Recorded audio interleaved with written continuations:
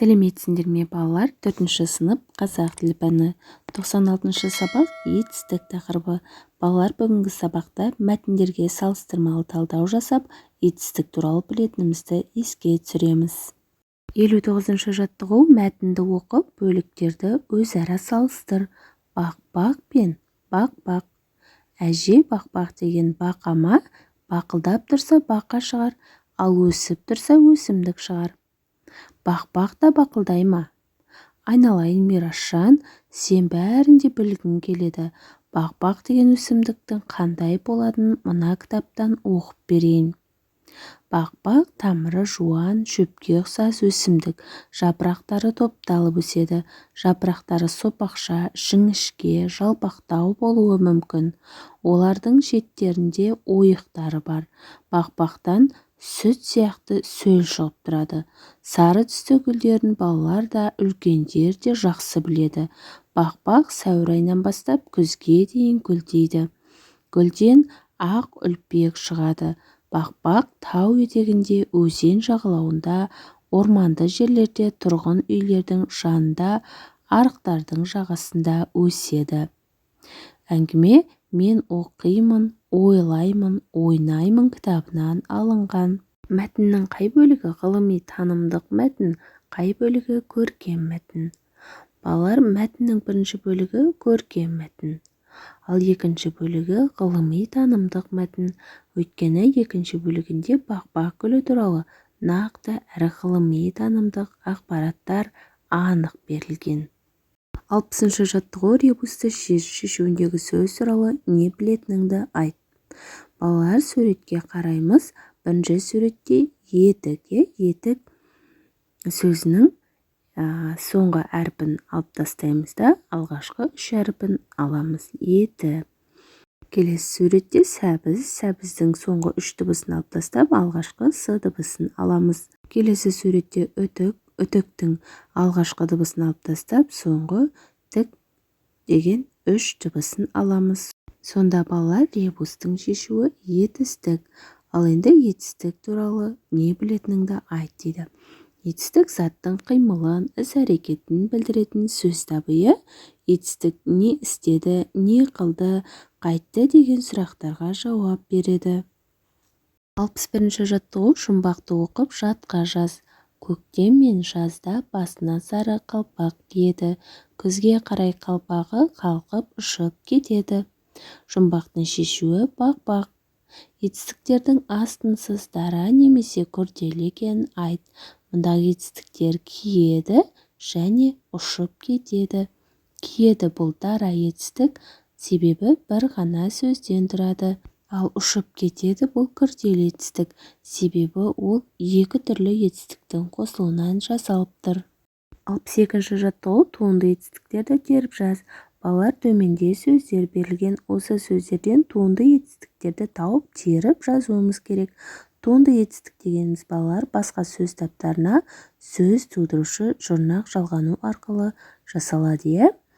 Олай болса, туынды етістіктер жырла, ақылдас, биле, тұзда, ойла, ұсақта сөздері. Неліктен туынды етістік екенін дәлелде. Туынды етістіктерді қатыстырып, сөйлемдер құрап айт дейді. Балалар, дәлелдеу үлгісі көрсетілген.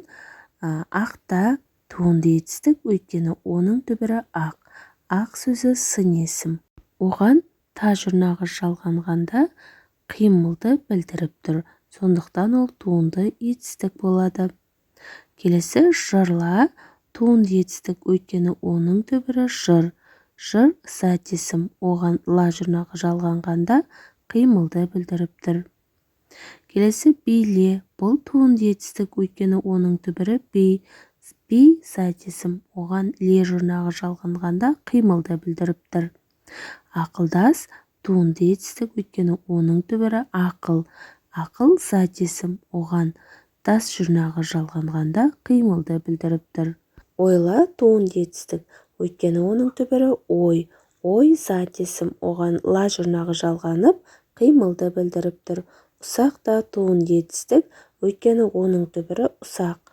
Ұсақ сын есім. Оған та жұрнағы жалғанып қимылды білдіріп тұр. тұзда. Бұл туынды етістік, өйткені оның түбірі тұз.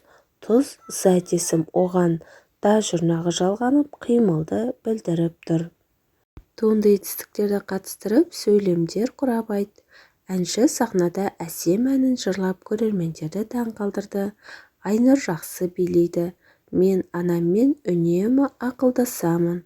Қызанақты тұздап бірнеше күн сақтауға қойдық. Ертең күн жылы болады деп ойлаймын. Жерді жақсы өңдеу үшін топырақты сақтап шығару керек. Осылай балалар туынды етістіктерді қатыстырып, сөйлемдер құрауымызға болады. 63-ші жаттығу тыйым сөздерді оқып жатқа жаз. Көкті жұлма, суға түкірме, күлді баспа, құстың ұясын бұзба, балапан шығарған құсты атпа. Етістіктерді тап. Мұндай етістіктердің қалай аталатынын есіңе түсір. Мұндай етістіктер балалар жұлма, түкірме, баспа, бұзба, атпа. Бұл етістіктер болымсыз етістіктер. Өйткені іс-әрекеттің іске аспауын білдіретін етістік. Болымсыз етістіктер ма, ме, ба, бе, на, не деген жұрнақтар жалғану арқылы жасалады. 64-ші жаттығу сызбаға қарап етістік туралы білетініңді жинақта. Етістік мағынасы, сұрақтары, дара, күрделі, болымды, болымсыз, негізгі, туынды дейді. Ал енді осы сызбаға қарап етістік туралы мынадай мәлімет жазуымызға болады. Етістік заттың іс-әрекетін, қимылын білдіреді. Сұрақтары не істеді, не қылды, қайтты. Құрамына қарай дара және күрделі болып бөлінеді. Тұлғасына қарай негізгі, туынды болып бөлінеді. Іс-әрекеттің жүзеге асу, аспауына қарай болымды және болымсыз болып бөлінеді деп жазуымызға болады балалар. Ал балалар, осымен бүгінгі сабағымыз аяқталды. Сендерге барлық тапсырмалар түсінікті болды деген ойдамын. Балалар, егер де каналға тіркелмеген болсаңдар, осы видеоның төменгі жағындағы подписаться батырмасын басып, каналға тіркеліп, лайк басып кетуді ұмытпаңдар. Келесі жаңа сабақта кездескенше сау болыңдар.